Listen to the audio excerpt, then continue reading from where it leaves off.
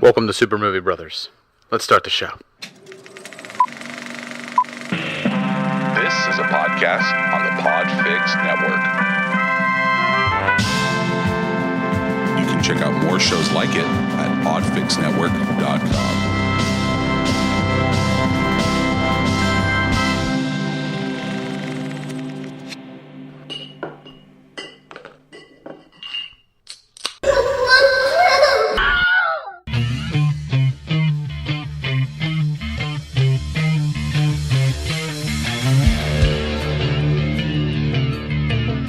When you're a kid, you think the universe revolves around you.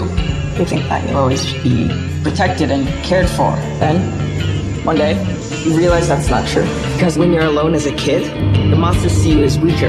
You don't even know they're getting closer until it's too late. Okay, well, I'm starting to get itchy. I'm pretty sure this is not Do you good use the tonight. same bathroom as your mother? Sometimes, yeah. Then you probably have crabs. That's so not funny. The clown. Yeah, I saw him too. Hiya, Georgie. Well, I'm Pennywise, the dancing clown.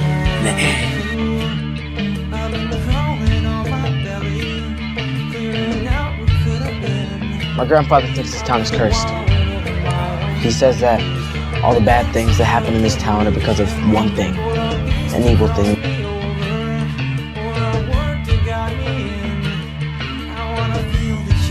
Bill, if you'll come with me, you'll float too.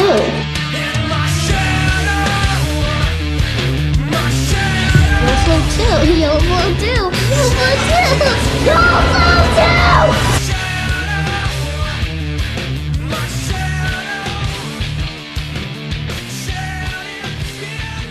too. Welcome to Super Movie Brothers, super premium review of It 2017. I'm your host, Super Movie Brother Dave. I'm your host, Super Movie Brother Jay. All right, Jay, we both got out there. We saw It. We did. A lot of reviews have already come out about it. You don't know my score. I don't know your score. And the way this usually works is we are going to be mild spoilers up front. Then we will blare a spoiler horn where we will just kind of break down the film, talk about things in spoiler detail, most of the stuff that we liked, anything that we didn't like in detail.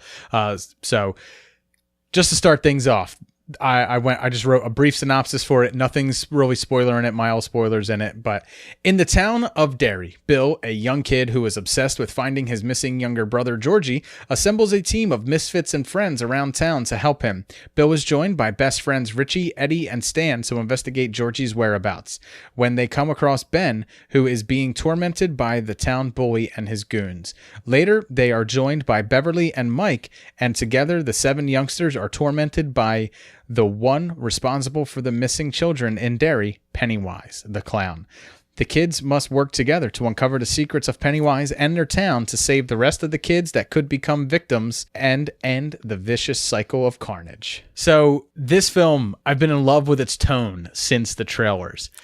Yes. And it I was too. 100% delivered that exact tone that it had in the trailers, where the marketing material was spot on, right? Yeah, the marketing material matched the tone of the film. It did perfectly. It delivered exactly what it sold on, and I think the marketing material really worked. I think this is something that people have been wanting, and it's one of the Stephen King adaptations that actually, it does it right. It doesn't exactly follow what Stephen King's book did, but what it does do is it follows the tone, and it gets all that right, and it focuses on the kids, like it just exactly, which is what one of the things I loved about the marketing. It's Stranger Things, but Stranger Things is PG-13. This doesn't fuck around. The first 10 minutes, you find out why this has a fucking R rating. Absolutely, you really, really do, and not just because of the graphic nature of it all, but the language, just the kids, their interactions. This is set in 1989, I believe so. Yeah.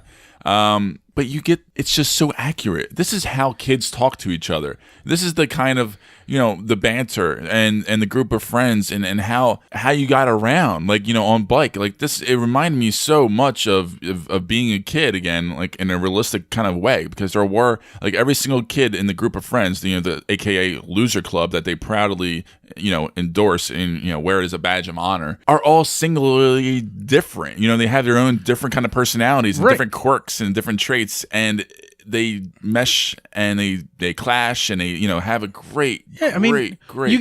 You got Bill who's the leader. I mean, you got Stan who's the pussy. You got Eddie who's the hypochondriac. I love him. He was great. He was great. Just a solid mama's boy. And then you got Richie who's the wisecracker. I mean, and that's the core four that start out the movie. And just their four dynamics are great. And then you start adding in the sprinkled in additions were fantastic as well, I thought. Yeah, the only thing I didn't like was one of the things was like Ben in the original one, he had more of a story than Ben in this one. Ben's the chubby kid, so they gave him more of a story. And obviously in the original one, we get the. But they gave him enough time where you kind of, at least I did for me. You understood him a little bit. Now, I mean, in the 1991, you got you found out that him and his mom had just moved there, why they had moved there, and his current situation and why he really was a need misfit. all of that though. I mean, this was a long movie. He was a misfit for the sake that he was a fat kid. Like, but he was intelligent. In the original one, he was a new guy. In the original one, they gave him more of a character. In this, he was just the fat kid. That boiled down his entire characterization in this film. Was one of my negatives was Ben was just the fat kid. He was a smart fat kid, and he was a vital part of the group and stuff like that. But he was just the fat kid, and that was it. He didn't have much more characterization than that. And he was in love, right? And Stan was a pussy, and that was it. Where in the other one, they made him, he was a Boy Scout and stuff like that, which was kind of the irony of it. Boy Scouts are meant to be brave and stuff like that, but Stan was the biggest pussy. He really was. So, but they took some of that away too. So, but I mean, as far as the tone went, as far as the child actors went, all of that was fantastic. Well, how about the goons? Let's talk about those punk kids. Far over the top, like right? Way over the top. That's what I was really surprised by more than anything, was how way over the top and violent and just grotesquely violent they were. Like, I mean, as far as bullying, this is like beyond bullying. I mean, this is like, they should be locked up in jail, straight up. Just straight. But I mean, even his friends try to appeal to like Henry's better nature. Like, come on, man. I mean, we didn't think you were really going to do that. And like I know. He told him like, shut the fuck up. I'll fucking stab you too. And it's like, oh Jesus. And you see, oh boy, yeah, it was really twisted at times. You see the main leader of the bad guy, Henry. Henry Clan, and he is a product, as you see a lot of times, a product of abuse and neglect and just a bad household that he's from, and it doesn't justify it. You still don't like the kid whatsoever from start to finish. But did you notice anybody in this film? Someone that was in a show that we really enjoyed, Bloodline. Oh, I did. Owen Teague. You're right. That's right. He played. It was fitting. He played Nolan Rayburn, who was the son of. It was a little stretching for him to be like a 16-year-old or whatever he is, but he's definitely the oldest cast member. Yeah, he was definitely the oldest cast member, but he kind of got away with it. Yeah, he did. Kind of got away with it. So absolutely, I loved all the kids in this. That was my favorite part of this movie, honestly, is the kids it's the only dialogue. part of this movie. Richie's dialogue, by the way, is the best. I love his one-liners. He reminded me of Barney Stinson, Stinson, when he would throw his hand and he'd be like, "Hey, up top, anybody." But you know what the best part about it was? It was not even predictable. Like, his dialogue was like so erratic. Like, his personality, like, it's just so all over the place. A lot of jokes just hit or miss. But not even like not like hit or miss like in a bad way, just like in a personality trait way, like as far as like in the group. It was perfect and it was really spot on, and it was really cool to see this. Richie was definitely my favorite kid character in the film. He was, and his fucking his glasses. Those glasses were spot on for that day and age. Were so good. Because I think I had glasses kind of similar to and that the nice part look is, in like 1985. It's not a complete departure, but his character is so different than it is in Stranger Things. It's not like he's playing the same kid from Stranger Things just in this. I mean, it's a completely different character. So the kid has some acting chops too. He's not just they all just a one note. He's not just one note. But more than anything I got to take away is this girl in the movie. She's gonna be a star. How much did she look like a young Amy Adams to you? First of all, she's 15 years old. Okay. She was delivering a performance of nuance and maturity. Like, I was blown away. I mean, she wowed me. I was really happy with her. And she's just a newbie actress, I believe. Yeah. I mean, so look out for her. She's gonna be a star one day. For Sophia Lillis. Yeah, for me, she looked exactly like Amy Adams, and for a while, like me and Lauren were like, "Is that Amy Adams? Like, is that her kid?" It'd Like, be is cool that to see Amy Adams in maybe a sequel. That's what I said. Yeah, and like if they do the older version of them, Yeah. I would love to see Amy Adams play her because I feel like it's just so believable like that she grew up into that. Yeah. But as far as like, so we are, the characterization of the kids, I thought was perfect. I think the truncated story was done perfectly. I love the fact they took it out of the setting of the early 1960s and put it into the 1980s. I felt that fit. I love the fact that they weren't afraid to take these kids and put them in hard R situations. Right. They didn't shy away from the gore just because that they were kids. Mm-hmm. The threat was just as real for them as it was, for any adult in any other type of horror No film. spoiler, but there's a bathroom scene that was. There's some other scenes too that I'll get to later on in spoiler territory. Again, other than that, Pennywise the Clown. Yeah, let's talk about him. Far more menacing than. Now, don't get me wrong. I really enjoyed the original portrayal of Pennywise the Clown. I liked the duality of I'm funny, but I'm also, but he's also like he's almost like the Joker. Like he could either make you laugh or he's gonna bite your face off. And I really enjoyed that. Tim Curry did a great job with that in the 1990 version. That's pretty much the only part of the 1990 version that I really enjoyed to this day. Yeah, let me cut in real quick, and if you guys don't remember me saying before, I'm not a fan of clowns. I do not like clowns. It's they creep me out. And I saw the original It once, so I was maybe like 10 years old. It was early 90s. I haven't seen it since. Yeah. You said looking back on it, it was very cartoonish, very cheesy in a lot of ways. Very cheesy. Very Sunday night movie. That. I mean. I believe it aired on ABC, so it had to go through that Disney filter. It doesn't matter. Any fucking clown, I don't care who the fuck it is, what they look like. I don't like them. But for this Pennywise was extremely menacing. Yes. To the point where he had very few moments of humor. I think. No, not really. Yeah, I mean, probably the opening scene with him is the only time you really got. Because he was like almost like a Steadicam shot on him. Right, but he always had that inflection in his voice of humor where he's just like, where he would just be like, you should come down here, Georgie. I like popcorn too. Yeah. Like crazy stuff like that. Funny. And he is Pennywise the dancing But you can clown. see the menacingness behind the tone of his voice and how it shifts and changes, and even how like some of the kids pick up on it. Yeah. I thought his face was perfect for that rictus grin. I love the fact that he had a lazy eye. Did he? Well, the actor. Up on it. No, Okay. well, the actor who plays him has a bit of an lazy eye. Skarsgård has what's his name? William Skarsgård. He has. Yeah, Bill. Bill Skarsgård has a lazy eye in real life, and it just became part of Pennywise, and just adds to the craziness of it. It just adds to like that little bit of like.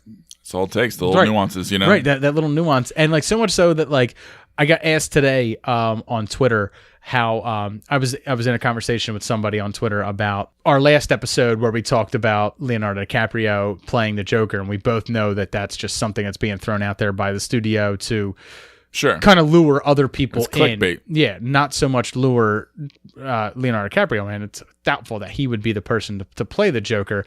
And I sat here thinking about it, and I was like, this kid, if it's Joker origin, this kid in his early 20s makes so much sense. When rictus grin on him was just so good. That scene where he has the pyramid of balloons upside down and he's looking at Eddie Spaghetti and the balloons go up and he just has that grin, and I was like, oh my God, it's so perfect. It was so good.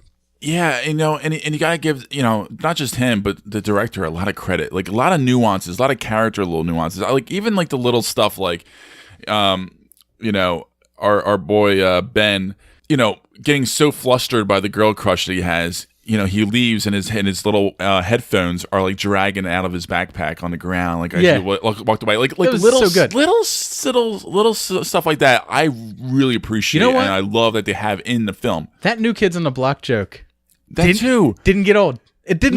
They did it was three times in the film. It was only 3 times, but it worked every single time, and it didn't. Right, spaced out enough. The humor was spaced out And it was within enough. the 2 characters. That's it. That was the great thing. It was like a secret joke between the 2 characters and us, the audience, and I loved that too. That was really, really well done. And that's the main thing I really came across this film, especially when it digested with me and it stayed with me for the last 2-3 days. It holds up. It's well crafted. I mean, they did a great job crafting this film. No, I really think so. And going away from subject matter of the film and going away from the actors and stuff like that, getting into the direction and pacing of the film was perfect. There's always something in the background to look at. There's always something in the foreground to look at. I love the absolute tone of everything that was going on. The pacing was perfect because this was 135 minutes and it didn't feel an ounce over 90 to me. It went pretty quickly. It didn't feel long in the tooth. They really did a great job of having these moments that happen that are so tense and so suspenseful. Right from the get-go, within 10 minutes of the film, the suspense begins and it builds from there. And every time one of the kids is having their experiences, you're tense in your seat. I mean, people are saying this is one of the scariest movies that's come out in the past decade. And for me, it's one of the best well-made horror movies that's come out in the past couple years. I wasn't that scared. That's the thing. That's the one thing I would say about this movie. I remember a jump scare that got me. There was a jump scare that got me, and it was fucking good. It was real good. But was it the whole? No, I'm not going to say. Okay. Well, there were moments. Put it that way. There were moments, but ultimately, I go back to like what I've said before on previous episodes. The Descent is my favorite horror movie, right? And it's a different kind of genre. It's a different kind of horror film, obviously, but it's a little bit more up my wheelhouse as far as horror goes. However, this really, as far as what it is, it worked really well. I think this movie worked on so many levels. And Jay, I'm ready to score it, man. I'm not going to sit here and talk round robin with you all day about it. Yeah, we didn't go through any negatives. I'll probably just dive into that a little bit in the spoiler section, and perhaps, but because if your negatives are things that are specific about scenes, they're not. Okay, well then what are your negatives? Go ahead, go through. It's very vague. Give them in your score right now. Score it. Give your negatives and give your score. Okay, it's an A-. I originally gave it a B+ after I got out of the theater. It was one of those things where it could have been just a late night. I was a little moody, and don't lie. It's because I yelled at you. It's because I yelled at you. No. I got mad at you. No, honestly, it wasn't. It got stale in the final act. I was getting a little fatigued with everything. Slightly, like not like in a bad way. It was just like I'm emotionally drained now with it. I'm like I'm ready for this to end, kind of thing. It was one of those things where I felt I didn't feel the runtime until the final 15 minutes. Not for me at all. It kind of got to me, not in a bad way. I'm just saying, I felt like I was ready. I was ready for it to end because for me at all. Jesus, I got a little bit spent.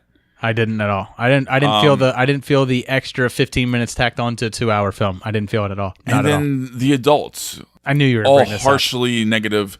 And you explained. Now we talked about this before, Dave. We talked about it, and it made sense. You clarified it for me, and it made sense, and I appreciate that because I didn't get that the first time watching it. Now you recently saw the It movie, so you had a better context of this property than I did.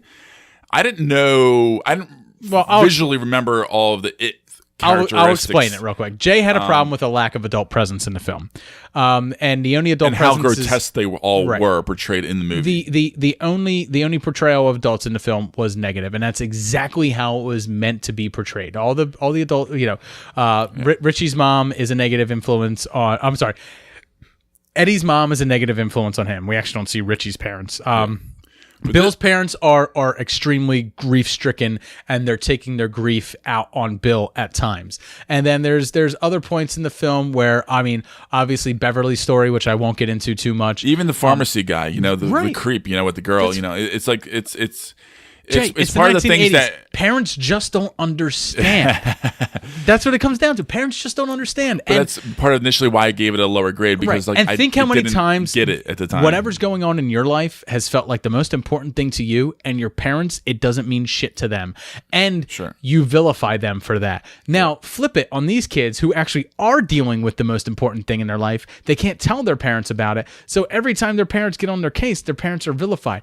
With the exception of, you know, there is also some extreme abuse going on in this film. Very much so. And I mean, that is But it adds to the kids' characters as it well. absolutely does, Jay. I mean, it So, really does. yeah, I mean, it's one of those things where I didn't do a good job. I kind of lashed out with my critique watched it right when- off you- the bat. you watched it as an talked the adult. night- we talked about it the night. You didn't go of in there as a kid. Viewing. You watched it as an adult, and that's the problem. You are so detached from the child side of yourself that you can't watch really a film. am. I know, it's You bad. can't watch a film and see any. You can't see the world through a child's eyes. Now, me, I love animated films. I have a child. I'm perfectly in touch with my child's side. And the funny thing is, like, I work with kids, so like, I think You're fucking terrible. You're fucking I terrible. know, but I think like, that's the thing. Like, my role and my job is to be the asshole in a way, and a lot of times because most of the people I work with are fucking kids just along with them, and you know, whatever, it is what it is. But It's not a negative for the Anyway. movie at all. Whatever you thought that was a negative is not a negative for the film at but all. looking back on it, it does make sense, and if it works in an effective way, I mean, If gosh, you had- it gets brutal. if you Let's dive into if you spoiler had adults territory, in 'cause this film, I'm ready.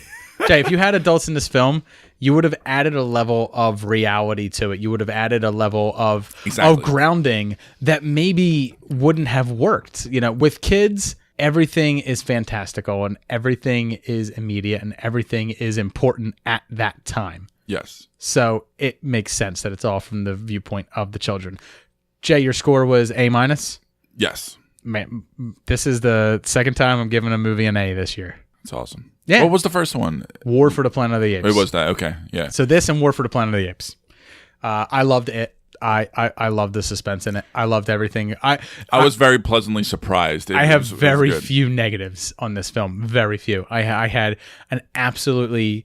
I was jovial while watching it. Like Yeah. I just enjoyed myself so much. It's So, actually a movie that's, you know, it's definitely worthy of rewatch in theaters. You know, Yeah. it is one of those movies. So go out there, have fun with it, take a date, take whatever, have some fun with this, have a couple beers. roll that spoiler sound. Spoiler warning. Spoiler warning. Spoiler warning.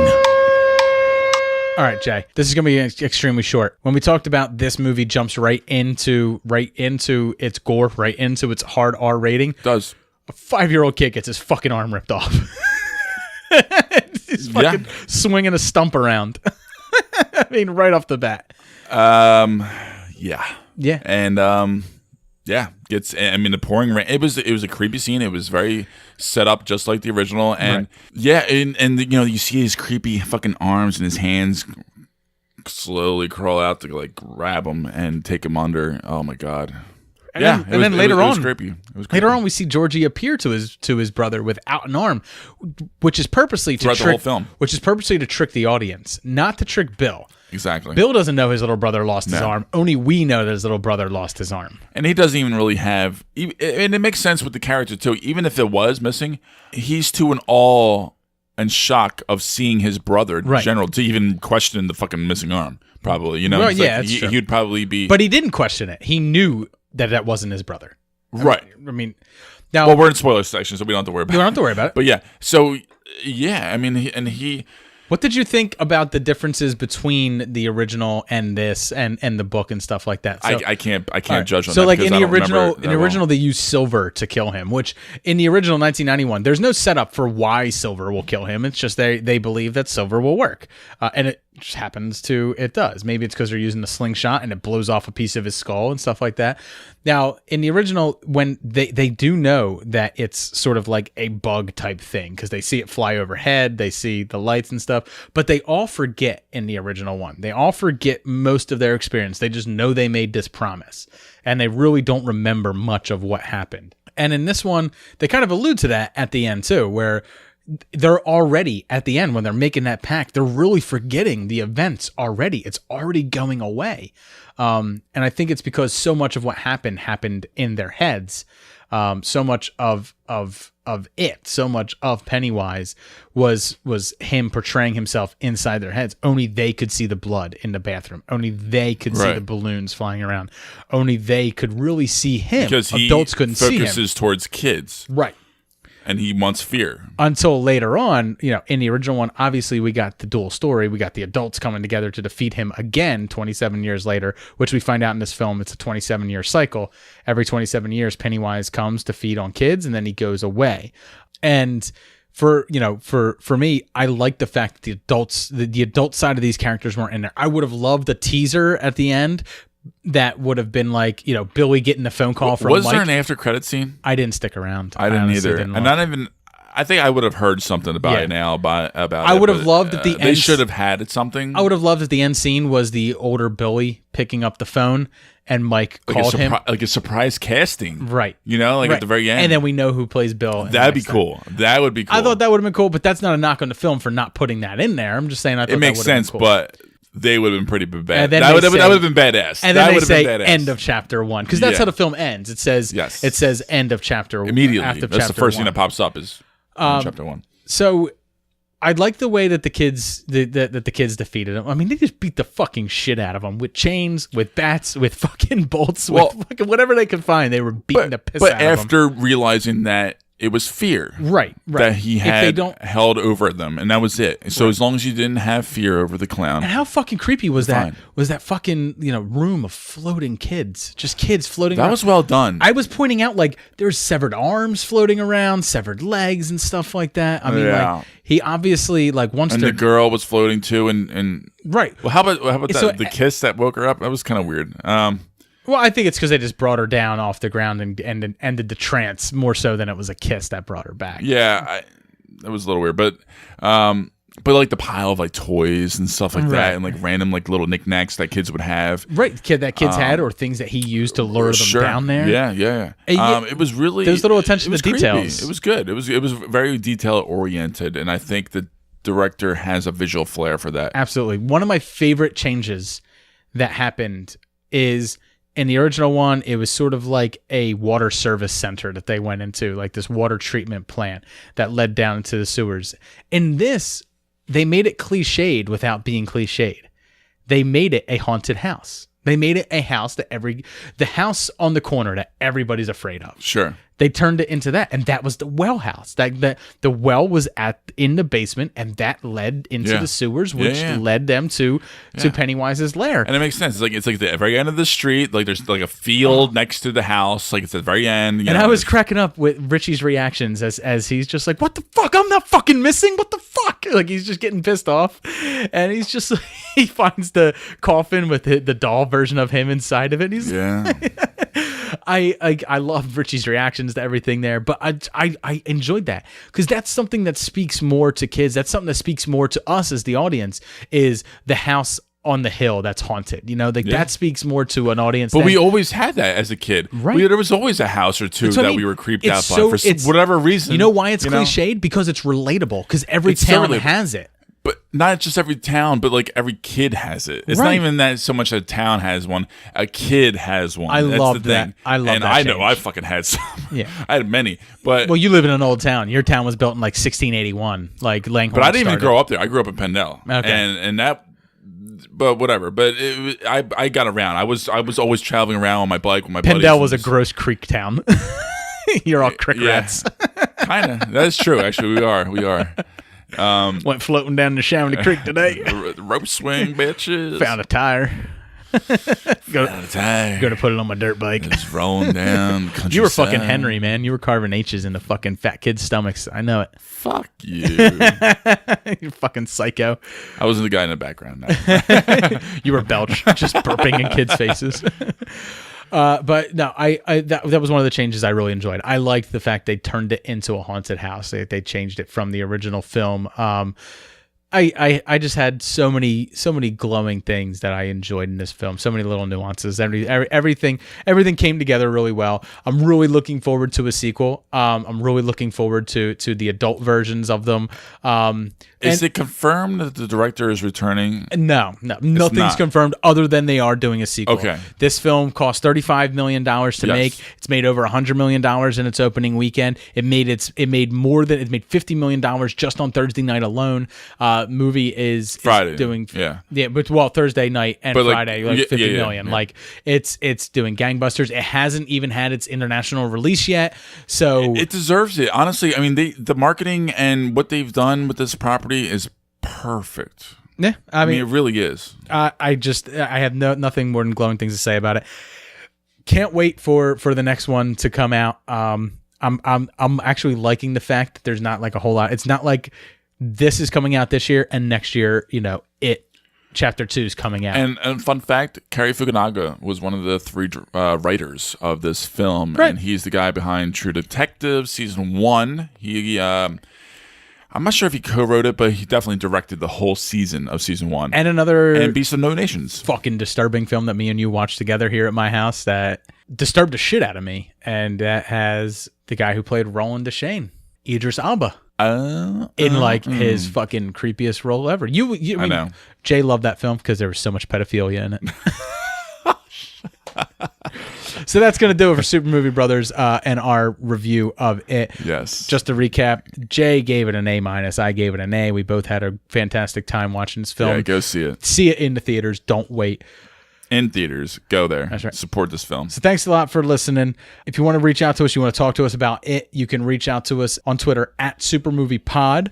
Or, and if you're already following us, we're already following you, message us so we don't talk about spoilers and stuff like that. You can instant message us on there. You can also reach out to us on Facebook, Super Movie Bros Podcast on there.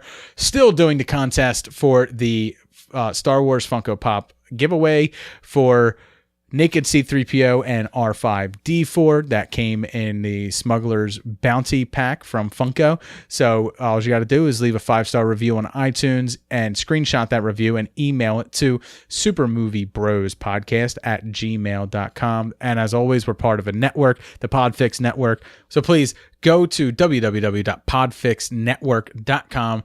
Check us out there, and you can check out all other shows that are on there as well. So thanks a lot for listening. Have a great night. Cheers. Cheers.